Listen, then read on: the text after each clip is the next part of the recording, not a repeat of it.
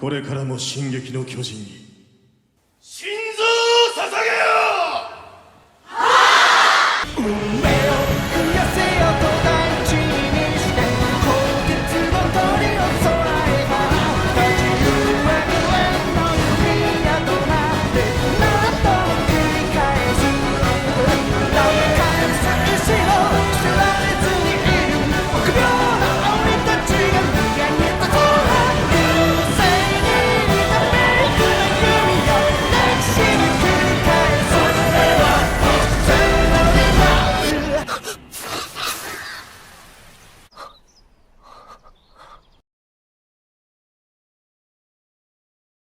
We're always taught that peace is a sacred and priceless thing, but the brutal reality shows us the opposite. Peace is never free. It always has a specific and very high price. In fact, peace is not the natural state of this world. It is a giant debt. This debt is measured by blood-soaked treaties, hateful borders, and the lives of one group of people sacrificed for the safety of another. Imagine you are standing in front of a moral scale. On one side is the survival of your family and the people you love most. On the other side are the lives of millions of strangers, people you've never met, but who also have a desire to live. Which side would you choose to keep the scale balanced? Or would you accept destroying everything else just to protect what is yours? Most of us would choose to stay silent, hoping for a miracle that saves everyone without shedding blood. But the world of Eren Yeager does not work on prayers or half-hearted compromises. Eren understood that in a system where one person's existence means another's death, kindness is sometimes just a mask for cowardice. He didn't look for the meaning of life in moral textbooks. Eren found it in the roar of the rumbling and the deep red of war. He didn't choose to be a hero to be praised by history. He accepted becoming a devil and the enemy of all humanity just to buy a piece of peaceful sky for his loved ones on Paradis. In this video, we won't judge right or wrong by normal standards.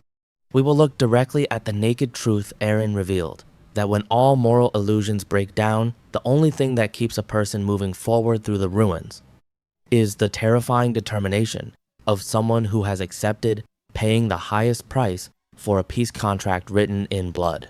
When you decide to tilt that moral scale to protect the peace of those you love, you aren't just making a choice, you are signing a debt contract in blood. Eren Yeager didn't sign this contract with words, he signed it with his own soul and his very humanity. Look closely at the form of the founding titan. It is not a powerful warrior or a flexible god. It is a giant, deformed skeleton with long tendons reaching toward the sky like the strings of a puppet. This image does not represent ultimate power. It represents a debtor pinned to his destiny. To buy a sky of freedom for Paradis, Eren had to give up his human form. He gave up the right to live or die as a normal man, just to become a hollow machine of bone, carrying the weight of the world's sins. This is the most brutal mirror for our own reality. In real life, we don't turn into giants, but we constantly turn into skeletons through the choices we make. Every time you enjoy a moment of peace, you are actually borrowing it from a sacrifice made behind the scenes, one you might be too afraid to look at. We turn ourselves into puppets, pulled by the strings of money, responsibility, and the expectations of society. We call this stability, but in reality, we are just chained to the price of safety.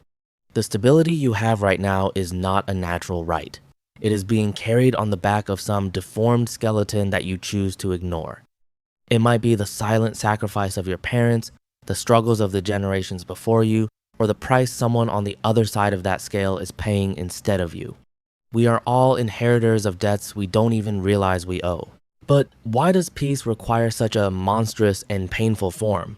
Why couldn't Eren choose a more noble path instead of becoming that puppet-like skeleton? The answer lies in the nature of the world he lives in, a world where hatred has become a legacy and morality has become a luxury. Eren realized a brutal logic. When a debt of blood has lasted for generations, you cannot erase it with clean hands. To stop a cycle, someone must step forward and take the entire bill. That giant skeleton is the final payment of that debt. He isn't looking for his own salvation. He is using his own deformity as a sacrifice. Eren accepts being pinned to destiny, turning himself into the common enemy of all humanity to shoulder every sin. He chooses to fossilize in the form of a monster so that after he falls, his friends can walk the earth as free people, no longer carrying any debt on their shoulders. This is the ultimate tragedy of the one who holds peace. You must become the thing the world hates most to protect the thing you cherish most. He chooses to be a slave to a cruel script, using the very bloodstrings that bind him to pull back a final piece of peace for others. Eren isn't just paying his own debt, he is paying for the entire past and future of his people. If we look beyond the story, we see that Eren's skeleton form is not so strange. In reality, the peace we breathe every day is not a permanent state. It is just a short break between debts of blood. We often judge Eren for his actions, but we close our eyes to a simple truth. The stability of one place is often the result of pressure in another. The moral scale we talked about at the beginning never stays balanced on its own. It is held up by skeletons, carrying the weight in the background, perhaps the sacrifices of parents, the struggles of past generations, or the price someone on the other side of the world is paying instead of you. Eren Yeager did not create the pain of this world. He just stripped away the beautiful mask to show us how the system actually works. The peace you have today is a loan that the world will eventually ask for back. We are living in a cycle of borrowed time, where every quiet moment carries a weight.